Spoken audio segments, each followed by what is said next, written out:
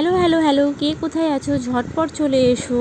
তো এবার তোমরা ভাবছো তো এই আদা খেঁচড়া থালাটা কার? বলছি আগে ছেলে বাবাকে উইশ করছে, শুনে নাও।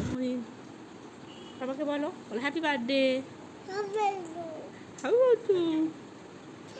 জন্মদিনের দিনে ছোলা আলু সিদ্ধ মুড়ি নিয়ে যেতে তোমার কেমন লাগছে? খুব ভালো লাগছে।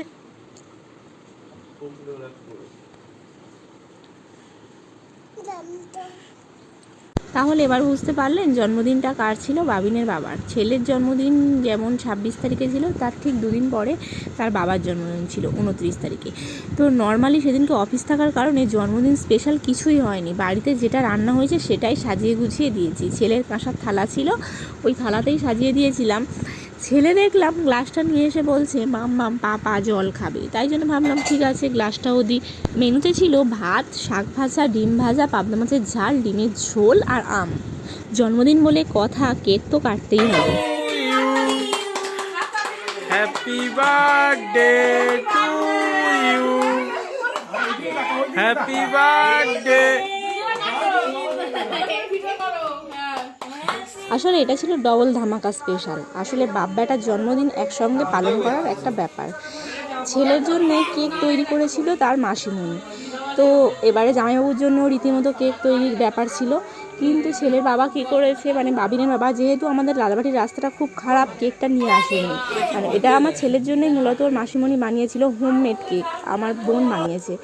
তো ওই জন্যে হচ্ছে গিয়ে ওই দিনই নিয়ে এসে কাটার কথা ছিল জন্মদিনের দিন, কিন্তু যেহেতু রাস্তাটা খুব খারাপ আর এত বড় কেকটা নিয়ে আসতে গেলে অসুবিধায় পড়তে হবে, সেই জন্যে বাবিনের বাবা কী করেছিল, বাজার থেকে কেক কিনে নিয়ে এসেছিলো।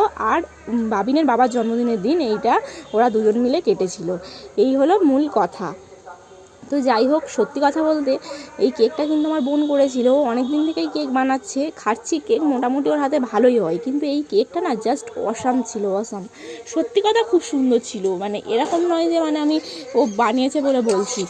এবারে আরও একটা কথা বলে দিই, ও মানে কেক টুকিটাকি অর্ডার নেয়। যদি তোমরা কেউ অর্ডার করতে চাও নিঃসন্দেহে করতে পারো, খুব সুন্দর। এই এত বড় কেকটা দোতলা, কত পাউন্ড আমি ঠিক বলতে পারবো না, কিন্তু এত বড় কেকটা ও মাত্র 400 টাকা, মানে আমার কাছ থেকে নেয়নি, আমি ওকে জিজ্ঞাসা করাতেও 400 টাকা দাম বলেছিল।